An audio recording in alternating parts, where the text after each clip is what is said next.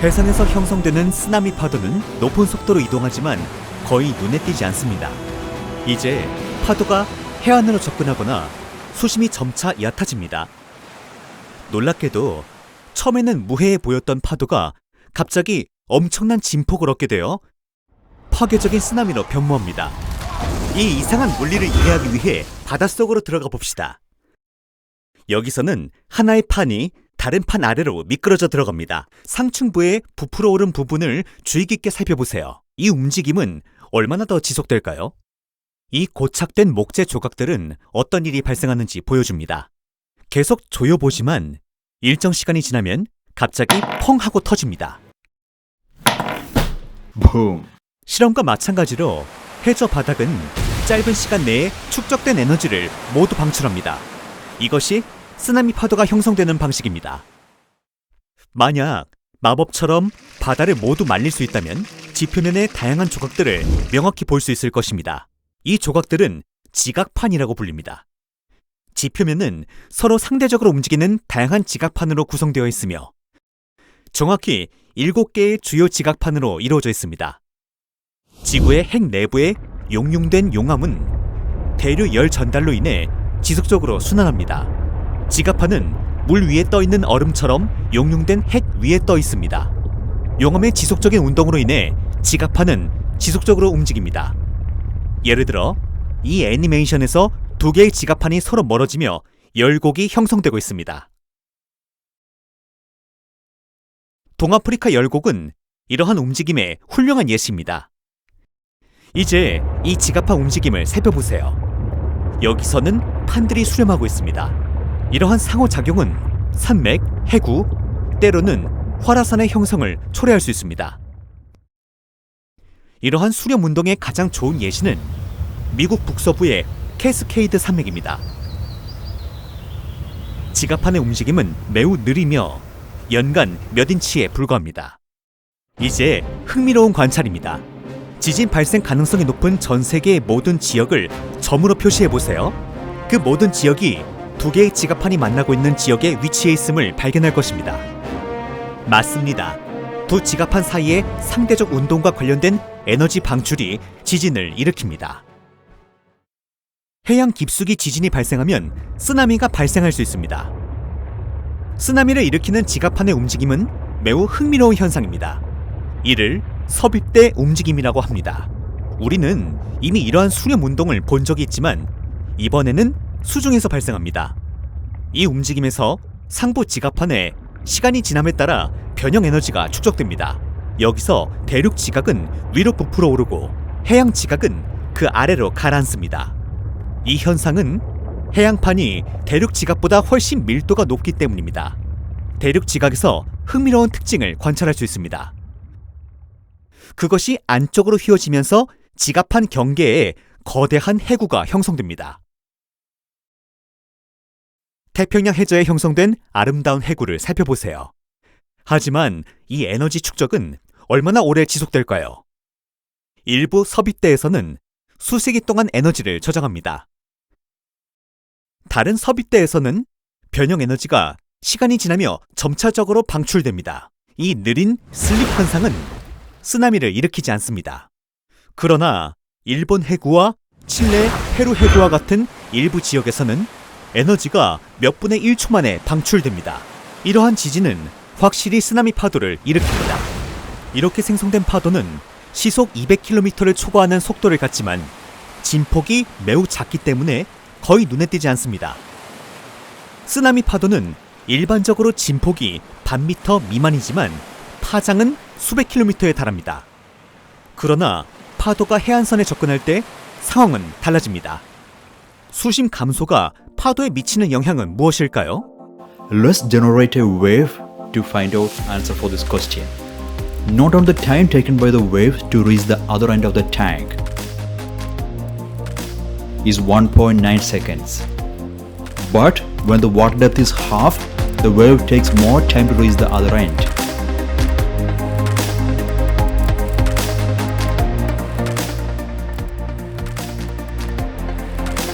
Let's compare it together. This means when the water depth decreases, the wave speed decreases. 실험과 마찬가지로 파도가 해안으로 접근할 때 그 속도가 크게 감소합니다. 이 과정 동안 파도의 주파수는 일정하게 유지됩니다. 이는 파도가 얕은 지역에서 파장 길이를 줄여야 한다는 것을 의미합니다. 그러나 전체 에너지가 일정하게 유지되기 때문에 에너지를 일정하게 유지하기 위한 유일한 방법은 파도의 진폭을 증가시키는 것입니다. 이 현상을 파천수화라고 합니다. 이것이 쓰나미 파도가 해안 근처에서 매우 거대해지는 이유입니다. 느리게 움직이는 파도이지만 믿기 어려울 정도로 높은 진폭을 가진 파도입니다. 결국 이 파도는 해안에 부딪혀 파괴를 일으킵니다. 파동에서는 물질의 수평 이동이 없다는 점을 유의해야 합니다. 파동 경로에 몇 개의 공을 놓으면 그 공들은 단순히 자신의 위치에서 진동할 뿐입니다. 쓰나미의 형성은 물리학의 냉혹함을 보여주는 사례입니다.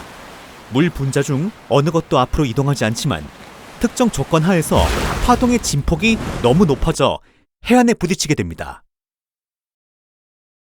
해변에서 해안선이 급격히 후퇴하는 것을 보면 곧 쓰나미가 올 것이라는 일반적인 믿음이 있습니다. 이 믿음에는 일리가 있습니다. 때로는 쓰나미의 골이 먼저 해안에 도달합니다. 이는 갑자기 해안선이 후퇴하는 것을 목격하게 된다는 의미입니다. 몇 초 후 쓰나미의 정상이 해안에 도달합니다. 그러나 모든 쓰나미가 해안선 후퇴로 시작되는 것은 아니라는 점을 유의해야 합니다. 때로는 쓰나미의 정상이 먼저 도달하기도 합니다. 2004년 인도양 쓰나미는 인류가 목격한 가장 파괴적인 쓰나미였습니다. 이 쓰나미는 30m 이상 상승했으며 34만 명 이상의 목숨을 앗아갔습니다.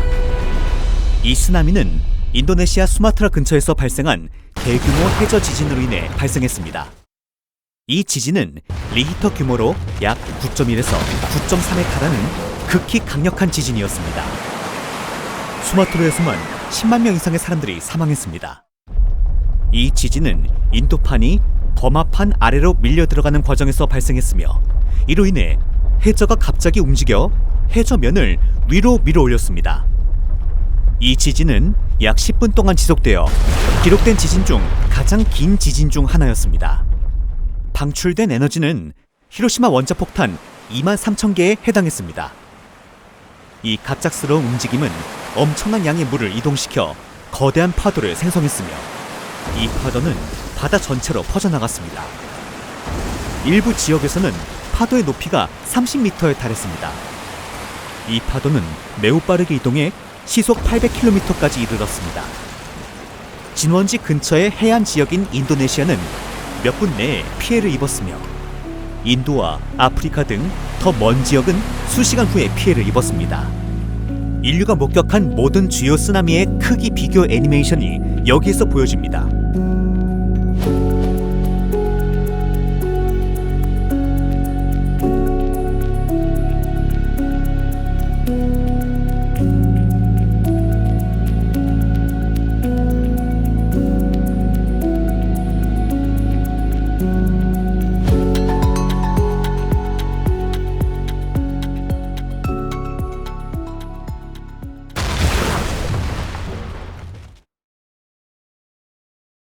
수중 지진은 쓰나미의 주요 원인입니다.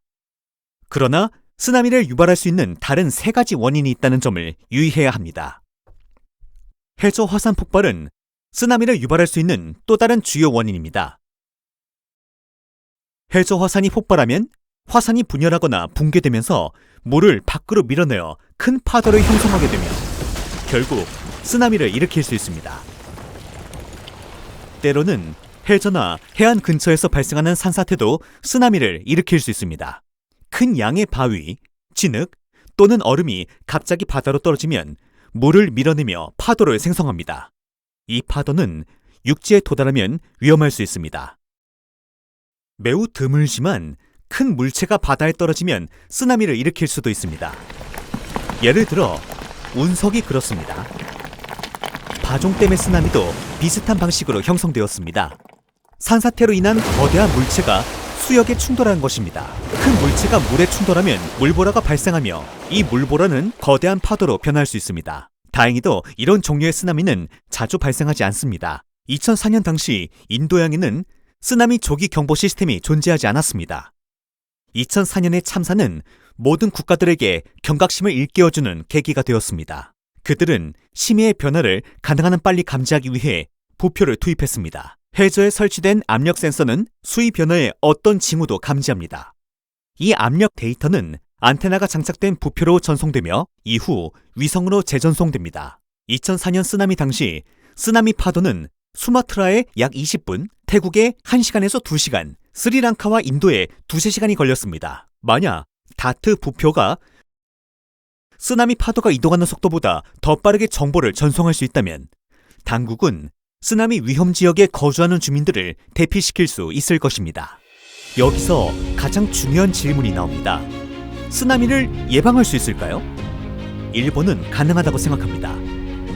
2011년 파괴적인 지진과 쓰나미 이후 일본은 쓰나미의 영향을 줄이기 위해 최대 높이 15m, 길이 400km의 방파제를 건설하기로 결정했습니다. 2011년 이전에는 이 방파제의 높이가 5에서 10m 사이였으며 15m 높이의 쓰나미는 이 방파제를 쉽게 넘어서 버렸습니다. 2011년 쓰나미는 일본 동북부 해안에 많은 방파제를 파괴했으며 그 중에는 타로 구역의 유명한 이중 방파제도 포함되었습니다. 참고로 일본의 초기 쓰나미 경보 시스템은 처음에 3m 높이의 파도를 예측했으며 사람들은 이 파도가 방파제를 넘지 않을 것이라고 가정했습니다. 이는 기술적으로 선진국인 일본조차 쓰나미 경보를 잘못 판단할 수 있다면 세계 다른 지역의 조기 경보 시스템은 어떨지라는 합당한 질문을 제기합니다. 쓰나미에 대한 이 영상이 여러분께 유익한 정보가 되었기를 바랍니다. 제 교육 활동을 후원하시려면 패트론 페이지를 방문하시고 오늘 후원을 약속해주세요. 건강 조심하세요. 안녕히 계세요.